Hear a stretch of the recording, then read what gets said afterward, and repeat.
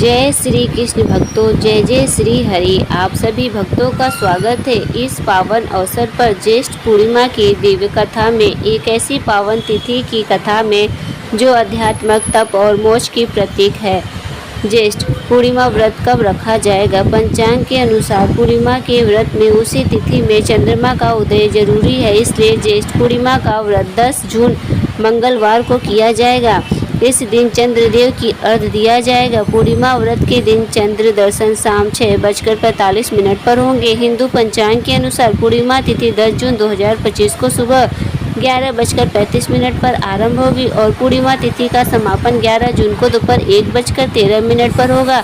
उदया तिथि में ज्येष्ठ पूर्णिमा 11 जून 2025 को मनाई जाएगी और इस दिन स्नान दान किया जाएगा। तो आइए आज हम जानेंगे इस पावन दिन की पूर्णिमा महिमा, सुनेंगे वह कथा जो जीवन में शांति, संपन्न और मोक्ष की राह दिखाती है। ज्येष्ठ मास की पूर्णिमा को गंगा तीर्थ या पवित्र नदियों में स्नान करने और दान देने से हजारों योगों के बराबर पुण्य प्राप्त होता है।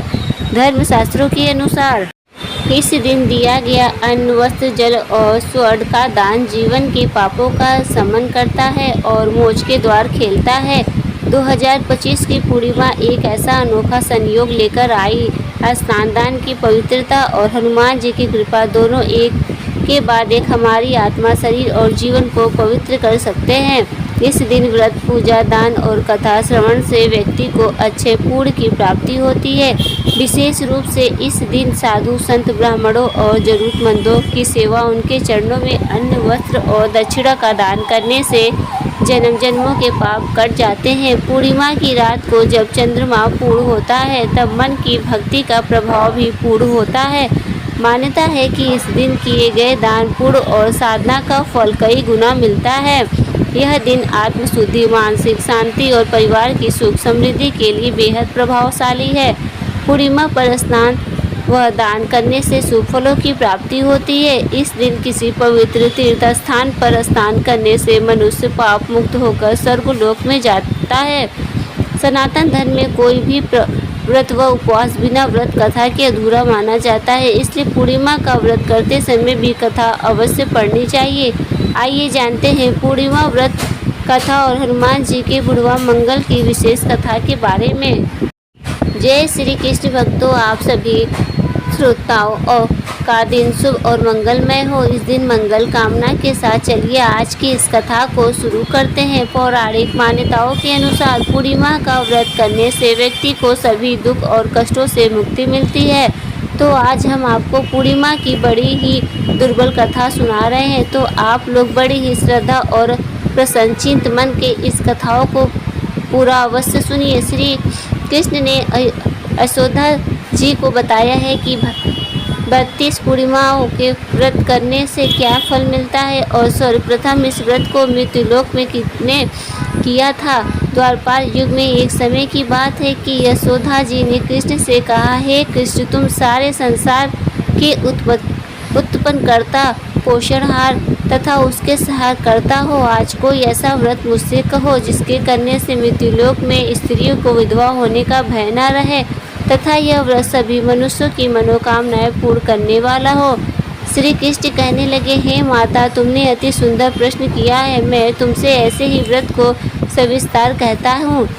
सौभाग्य की प्राप्ति के लिए स्त्रियों को द्वादश अर्थात 32 पूर्णिमाओं का व्रत करना चाहिए। इस व्रत करने से स्त्रियों को सौभाग्य संपत्ति प्राप्त मिलती है। यह व्रत अचल सौभाग्य को देने वाले और भगवान शंकर के प्रति मनुष्य मात्र की भक्ति को बढ़ाने वाला है। यशोदा जी कहने लगी, कृष्ण, सर्वप्रथम इस व्रत को मृत्युलोक में किसने किया था, इसके विषय में विस्तार पूर्वक मुझसे कहो। श्री कृष्ण जी कहने लगे कि इस भूमंडल पर एक अत्यंत प्रसिद्ध राजा चंद्रहास से पालित अनेक प्रकार के रत्नों से परिपूर्ण कार्तिका नाम की एक नगरी थी। वहाँ धनेश्वर नाम का एक ब्राह्मण था और इसकी स्त्री अति सुशील रूपवती थी। दोनों ही उस नगरी में बड़े प्रेम के साथ रहते थे। घर में धन धान आदि की कोई कमी नहीं थी। उनके एक बड़ा बेटा दुख था, उनके कोई संतान नहीं थी, जिस वजह से वह बहुत दुखी रहते थे। एक दिन एक बड़ा तपस्वी योगी उस नगरी में आया। वह योगी बाकी सभी घरों में भिक्षा मांगकर भोजन किया करता था, लेकिन उस ब्राह्मण के घर से भिक्षा नहीं मांगा करता था। एक दिन योगी गंगा किनारे भिक्षा मांगकर प्रेम पूर्वक खा रहे थे। धन्वेश्वर ने योगी को यह सब करते देख लिया। सब कार्य किसी प्रकार से देख लिया। अपनी भिक्षा अनादर से दुखी होकर धन्वेश्वर योगी से बोले, और सभी घरों से भिक्षा लेते हैं, परंतु मेरे घर की भिक्षा कभी नहीं लेते, इसका कारण क्या है? योगी कहने लगे कि आपके धर्म हमें इस बात की आज्ञा नहीं देता है, क्योंकि अभी हम गृहस्थ जीवन में एक सुख से वंचित हैं। आपको घर संतान होने पर मैं आपके घर से भी भिक्षा स्वीकार कर लूँगा। उन्होंने कहा कि जिसे संतान नहीं उसके घर से भिक्षा लेने से मेरे भी पतित हो जाने का भय है। धन्वेश्वर यह सब बात सुनकर बहुत दुखी हुआ और हाथ जोड़कर योगी के पैरों पर गिर पड़ा तथा दुखी मन से कहने लगा कि आप मुझे संतान प्राप्ति के उपाय बताइए। आप सर्वज्ञ हैं, मुझ पर अवश्य ही यह कृपा कीजिए। धन की मेरे घर में कोई कमी नहीं है, लेकिन मैं संतान न होने के कारण अत्यंत दुखी हूँ। आप मेरे इस दुख का हरण कीजिए। यह सुनकर योगी कहने लगे, तुम चंडी की आराधना करो। घर पहुंचकर उन्होंने यह सारी बात अपनी पत्नी को बताई और दुख वन में चला गया। वन में पहुंचकर उसने चंडी की आराधना की और उपवास किया। चंडी ने 16 दिन उसको सपने में दर्शन दिए और कहा कि हे धन्वेश्वर, जा तेरे पुत्र होगा, लेकिन उसकी आयु सिर्फ 16 वर्ष होगी। 16 वर्ष की आयु में ही उसकी मृत्यु हो जाएगी। अगर तुम दोनों स्त्री और पुरुष 32 पूर्णिमाओं का व्रत करोगे तो यह दीर्घ आयु हो जाएगा। जितनी तुम्हारा सामर्थ्य हो उतने दिए जलाकर शिव जी का पूजन करना, लेकिन पूर्णमासी 32 की ही होनी चाहिए।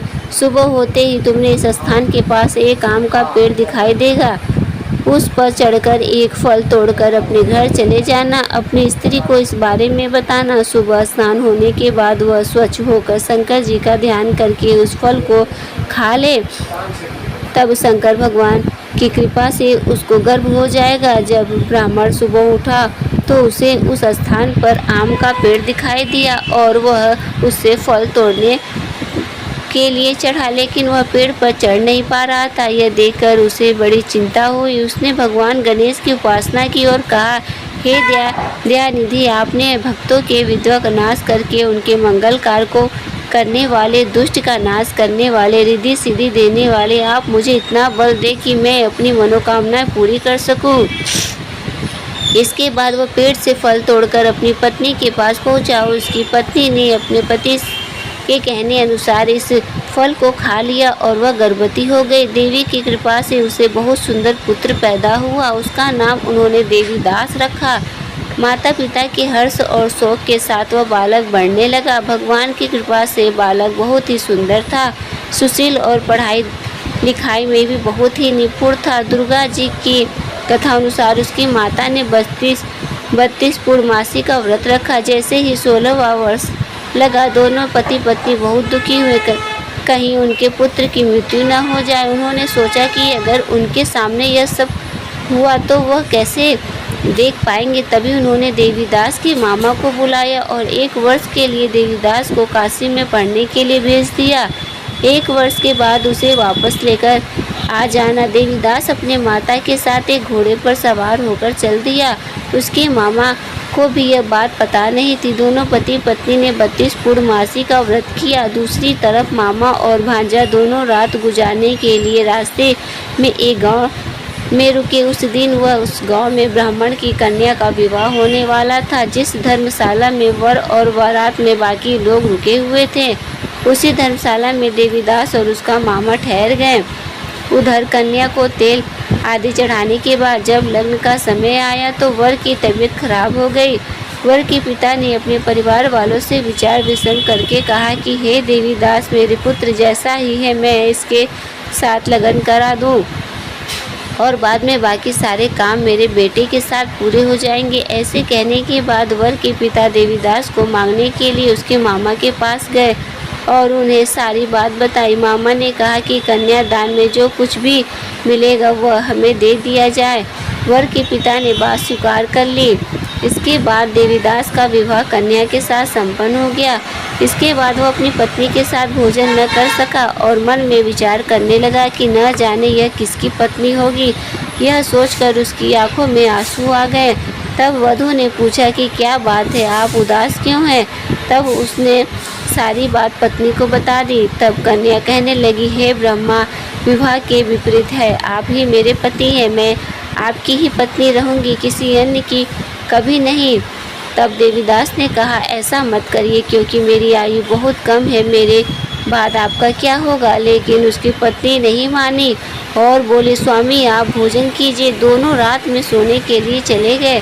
सुबह देवीदास ने पत्नी को 4 नगों में जड़ी एक अंगूठी दी और एक रुमाल दिया और बोला कि हे प्रिय, इसे ले लो और संकेत समझकर स्थिरचित हो जाओ। मेरे मरण और जीवन जानने के एक पुष्प वाटिका बना लो, उसमें सुगंधित वाले एक नौ मल्लिका लगाओ, उसको प्रतिदिन जल से सींचा करो और आनंद के साथ खेलो कूदो। जिस समय और जिस दिन मेरा प्राणांत होगा उस दिन यह फूल सूख जाएंगे।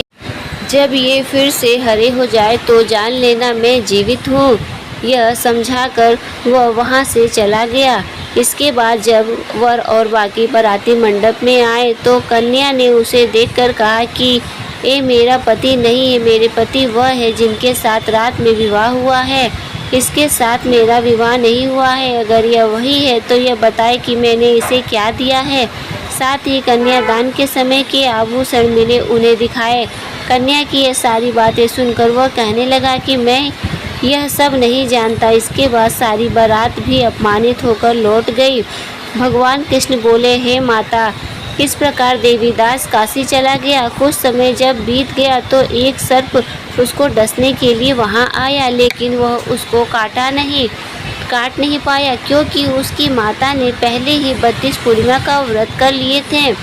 इसके बाद खुद काल वहां पहुंचा। भगवान की कृपा से सभी वहां माता पार्वती और भगवान गणेश आ गए। देवीदास को मूर्छित दशा में देखकर माता पार्वती ने भगवान शिव से प्रार्थना की, महाराज, इस बालक की माता ने पहले ही 32 पूर्णिमा के व्रत कर लिए हैं, आप इसको प्राण दें। भगवान शिव ने माता पार्वती के कहने पर उसे प्राण दान दे दिया। उधर उसकी पत्नी उसके काल की प्रतीक्षा कर रही थी। उसकी पत्नी ने जाकर देखा कि पुष्प और पत्र दोनों ही नहीं है तो उसको बहुत आश्चर्य हुआ और जब उसने देखा कि पुष्प वाटिका फिर से हरी हो गई तो वह समझ गई कि उसका पति जिंदा हो गया है। इसके बाद वह बहुत ही प्रसन्न होकर अपने पिता से कहने लगी कि मेरे पति जीवित हैं, उनको ढूंढिए। जब 16वां वर्ष व्यतीत हो गया तो वह देवदास भी अपने मामा के साथ काशी चल दिया। इधर उसकी पत्नी ने परिवार वाले उन्हें ढूंढने के लिए जा ही रहे थे कि उन्होंने देखा कि देवीदास और उसका मामा उधर ही आ रहे थे। उसको देखकर उनके ससुर बहुत ही प्रसन्न हुए और उसे अपने घर ले आए। वहाँ सारा नगर इकट्ठा हो गया और कन्या ने भी उसे पहचान लिया। देवीदास इसके बाद अपनी पत्नी और मामा को लेकर वहाँ से चल दिए। उसके ससुर ने भी उसे बहुत धन दहेज दिया। जब वह अपने घर की तरफ चल रहा था तो उसके माता पिता को लगने खबर कर दी, तुम्हारा पुत्र देवीदास अपनी पत्नी और मामा के साथ आ रहा है। ऐसा समाचार सुनकर पहले तो उन्हें विश्वास नहीं हुआ, लेकिन जब देवीदास आया और उसने अपने माता पिता के पैर छुए तो देवीदास के माता पिता ने उनका माथा चूमा और दोनों को अपने सीने से लगा लिया। दोनों के आने की खुशी में धनेश्वर ने बहुत दान दक्षिणा ब्राह्मणों को दिया। श्री कृष्ण जी कहने लगे कि इस तरह धनेश्वर को 32 पूर्णिमाओं के व्रत के प्रभाव से संतान प्राप्त हुए। जो स्त्रियां इस व्रत को करती हैं वह जन्म जन्मांतरों तक वैध का दुख नहीं भोगती हैं और सदैव सौभाग्यवती रहती हैं। यह मेरा वचन है। यह व्रत संतान देने वाला और सभी मनोकामनाओं को पूर्ण करने वाला है। जय श्री कृष्ण। इस दिन सत्यनारायण व्रत कथा का भी विशेष महत्व है। हजारों वर्षों से इस दिन लोग व्रत रखते हैं, कथा सुनते हैं और भगवान की कृपा प्राप्त करते हैं। इस पावन दिन पर जरूर सुने सत्यनारायण भगवान की वह कथा जो हमें सच्चे धर्म, सत्य और भक्ति की राह दिखाती है और भगवान विष्णु की कृपा प्राप्त कर सके। ज्येष्ठ पूर्णिमा स्नान दान का शुभ मुहूर्त। ज्येष्ठ पूर्णिमा के दिन किसी पवित्र नदी में स्नान करने के बाद दान करना अत्यंत शुभ फलदायी माना गया है। ज्येष्ठ पूर्णिमा को स्नान दान का शुभ मुहूर्त सुबह 4:02 से सुबह 4:42 तक रहेगा। इस अवधि में ब्रह्मा मुहूर्त रहेगा। अमृत काल सुबह 10:35 से दोपहर 12:20 तक रहेगा। स्नान दान का विजय मुहूर्त दोपहर 2:40 से 3:36 बजे तक रहेगा। दोस्तों, अब आइए श्रवण करते हैं हनुमान जी के बुढ़वा मंगल की विशेष कथा, जिसे सुनने मात्र से सभी देवी देवताओं की कृपा प्राप्त होती है। जय श्री राम। ज्येष्ठ माह के मंगलवार को क्यों कहा जाता है बुढ़वा मंगल? जाने इस दिन हनुमान जी को क्या अर्पित करें। और पौराणिक कथाओं के मुताबिक महाभारत काल में कुंती पुत्र भीम को अपनी शक्ति और ताकत का घमंड हो गया था। ऐसे में भीम को सबक सिखाने के लिए एक बार बजरंग बली ने बूढ़े वानर का रूप अपनाया था। बूढ़े वानर के रूप में हनुमान जी ने भीम को परास्त किया था, जिसके बाद भीम को अपनी शक्ति का घमंड दूर हुआ। कहते हैं कि वह दिन ज्येष्ठ माह का मंगलवार का था, जब राम भक्त हनुमान जी ने बूढ़े मंगलवार को रूप धारण किया था। इसके बाद से ही ज्येष्ठ मास के हर मंगलवार को बुढ़वा मंगलवार कहा जाने लगा। दूसरी मान्यताओं के मुताबिक ज्येष्ठ माह के मंगलवार के दिन ही प्रभु श्री राम से बजरंगबली का मिलन हुआ था, इसलिए इस दिन को बड़ा मंगलवार कहा जाता है। धार्मिक मान्यताओं के अनुसार बड़ा मंगल के दिन हनुमान जी और भगवान राम की पूजा करने से विशेष फलों की प्राप्ति होती है। बड़ा मंगल के दिन हनुमान जी को अर्पित करें ये चीज़ें बड़ा मंगल या बुढ़वा मंगल के दिन बजरंग बली को बूंदी के लड्डू को भोग लगाएं। इसके अलावा हनुमान जी को सिंदूर, चमेली का तेल, वस्त्र जरूर चढ़ाएं। इस चीज़ों को अर्पित करने से हनुमान जी भक्तों से बहुत प्रसन्न होते हैं और अपनी कृपा बरसाते हैं। तो आइए इस पूर्णिमा हम सब मिलकर कहें, जय बजरंग बली, जय श्री राम के दुलारे, संकट मोचन हनुमान जी की जय। पूर्णिमा केवल एक पर्व नहीं, आत्मा को शुद्ध करने का पर्व है। इस दिन किए गए पूर्ण कार्य जीवन को दिशा देते हैं और मृत्यु के बाद भी आत्मा को ऊंचाई प्रदान करते हैं। हे प्रभु, हमें भी ऐसी ही भावनाओं दो, हमारे हृदय में सेवा, दया और भक्ति का दीप जलता रहे। प्रेम से बोलिए, ज्येष्ठ पूर्णिमा की जय, बजरंग बली की जय, जय श्री राम, हर हर महादेव, जय श्री कृष्ण। दोस्तों, आपको ये कथा कैसी लगी कृपया कमेंट करके ज़रूर बताएं और कमेंट बॉक्स में जय श्री कृष्ण लिखना ना भूलें। वीडियो पसंद आए हो तो वीडियो को लाइक करें और अपने दोस्तों के साथ हो सके तो ज़्यादा से ज़्यादा शेयर करें। और ऐसी और भी बहुत सारी कहानियों को सुनने के लिए चैनल को सब्सक्राइब ज़रूर करें। फिर मिलते हैं वैसे नेक्स्ट वीडियो के साथ, तब तक के लिए धन्यवाद।